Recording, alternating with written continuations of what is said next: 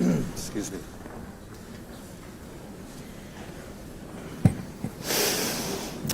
Everybody here that needs to be here from a media perspective, all looking around. Thank you very much for coming on short notice. I appreciate you all being here today. Given the gravity of the situation, we would ask that in spite of your journalistic responsibilities, that we give some time and space to the families as they grieve for the next day or so. And our speakers today won't be taking any questions. They will provide you with a statement, a brief statement, led off by Chief Dale McPhee, Honorable Mike Ellis, Minister of Public Safety and Emergency Services, His Worship Mayor Amarjeet Sohi, Eric Oppman, Chair, Edmonton Police Commission, Ashif Maji, Chair, Edmonton Police Foundation, Andre Corpold, City Manager, and Curtis Hoopo, President, Alberta Federation of Police Associations, EPA as well. Again, I'd like to stress the fact, especially as being a former journalist who walked among you, I understand you need information. I ask for your patience, and we will be providing further details as there's an ongoing investigation still underway, and we have to be aware of those sensitivities as well. And once those details can be confirmed, we will be in touch with you. Chief?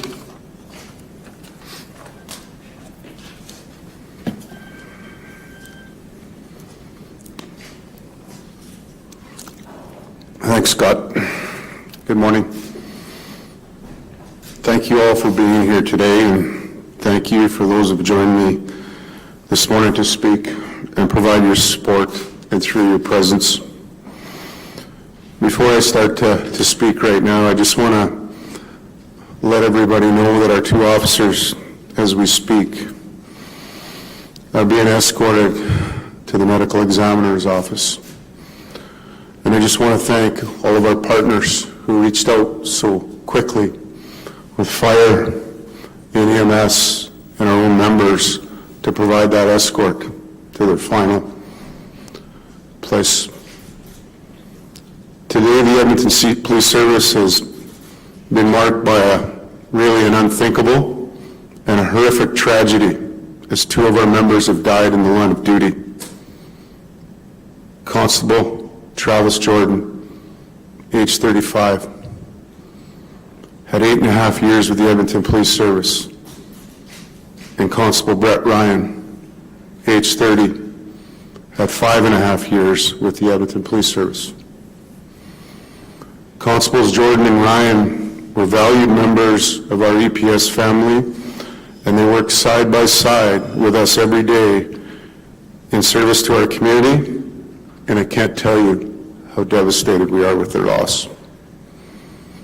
We know that their family and friends, their EPS family, and our entire community will be profoundly impacted by this incident, but we must all be there for each other. This is a time where we lean in and lean on each other. This morning, we are working hard to look after the families and co-workers who are most impacted by this tragedy. These two members died in service and protection of our community, and their lives and sacrifice will not be forgotten.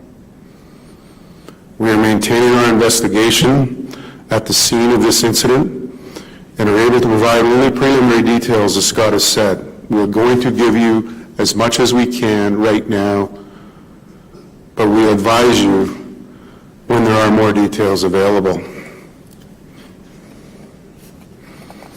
What can I tell you right now? At approximately 12:47 a.m. this morning, Constables Jordan and Ryan of our West Division responded to a family dispute in an apartment building near the area of 114th Ave and 132nd Street. Upon arrival, the two patrol members went inside the building, approached the suite, and were shot by a male subject. At this time, all indications are they did not have a chance to discharge their firearms. The two members were rushed to the hospital by our own members who worked valiantly to save their lives en route. Unfortunately, they are both declared deceased at the hospital. The young male subject is also deceased, believed to be from a self-inflicted gunshot wound. A female complainant related to the subject was also taken to hospital with life-threatening injuries, where she remains in serious but stable condition. We are very much in the early hours after an incident that there are multiple investigative lines we have to pursue in order to conclude this matter. We ask for your patience and understanding for our members and the multiple families impacted by today's incidents. Please give space to our officers who are mourning their colleague. We will provide update information, and I'll assure you as soon as we can. And I also want to reassure the public that there is no further risk to our community from this incident. Our members are today, even in the face of tragedy, at work, protecting our city. This is what police officers do every day, even when they understand that the risks that they face. We are grateful for their ongoing commitment, even in the face of tragedy. As a police chief, I just want to tell you how humbled and proud I am of our members who continue to serve our community, this community, under such horrific circumstances. We appreciate all the expressions of support from all over the country, nationally and internationally and locally. That is the support that helps us get through each day in the days to come. We will do our best to keep everyone updated on the details of this incident and the plans to honor their sacrifice in the coming days. Again, I just want to thank you. You're seeing many members of our EPS family here today, and we're all grieving. And please respect that. The last thing that I would like to leave you with is these people were doing their job. This is unthinkable. It's unimaginable. It's horrific. It's a tragedy. But we will move on because that's what we do. Thank you.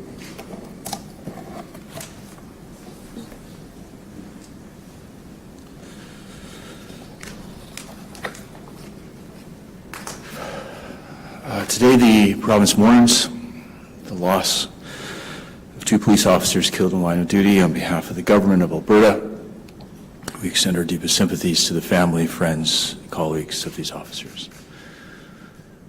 I'd like to thank the chief, as a former police officer myself, this hits very close to home, so to all my brothers and sisters out there, my heart is with you. Every day, police officers across Alberta put their uniforms on, they protect and they serve their communities. The sudden and tragic death of these 2 Edmonton Police Service officers reminds us again how dangerous